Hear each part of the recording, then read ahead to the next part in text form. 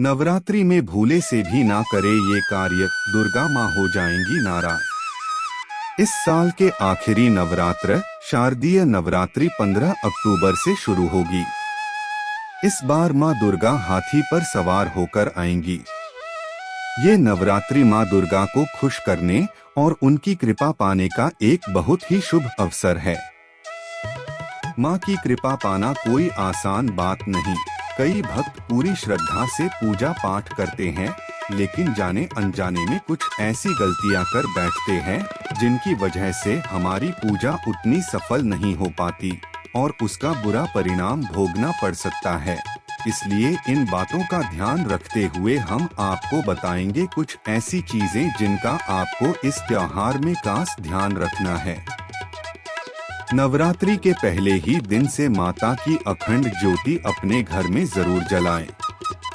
भले ही आप व्रत रख रहे हो या ना रख रहे हो, माता के मंदिर में घी का अखंड दीपक जरूर लगाएं।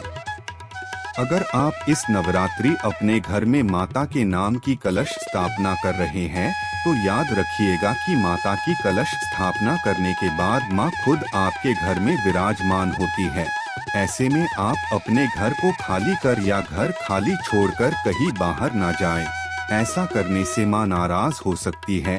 कोई न कोई एक व्यक्ति, परिवार का सदस्य माता की सेवा में घर पर रहना चाहिए।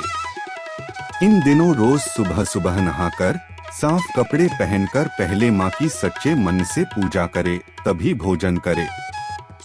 जो व्यक्ति इन दिनों व्रत रखता है वो ध्यान रखे कि व्रत के समय आप दिन में ना सोए।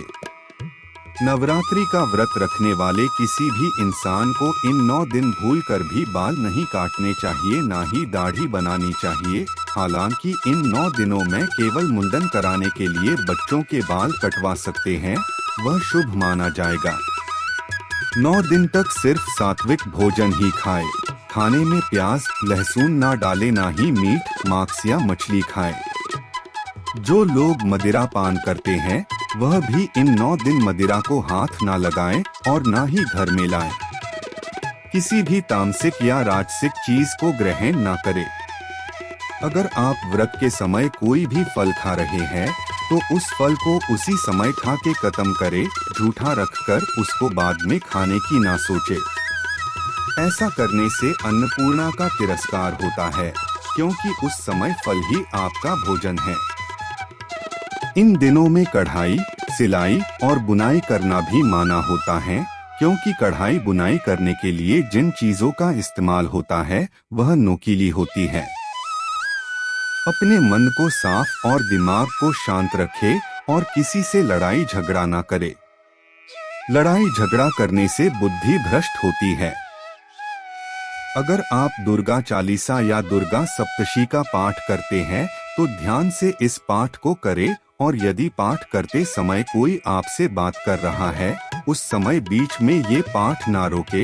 इसका कारण यह है कि जो शक्ति दुर्गा चालीसा और दुर्गा सप्तशती में है, अगर पाठ के बीच में पाठ को रोक दिया जाए तब वह अधूरी शक्ति नुकसान पहुंचा सकती है।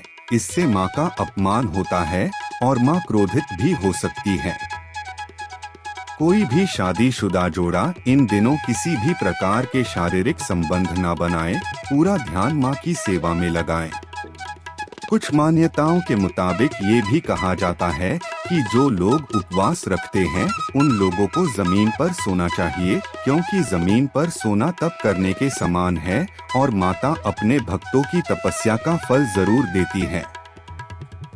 आप भी नवरात्रि का त्योहार बड़े ही धूमधाम से बनाइए और कमेंट सेक्शन में जय मां दुर्गा लिखना ना भूले।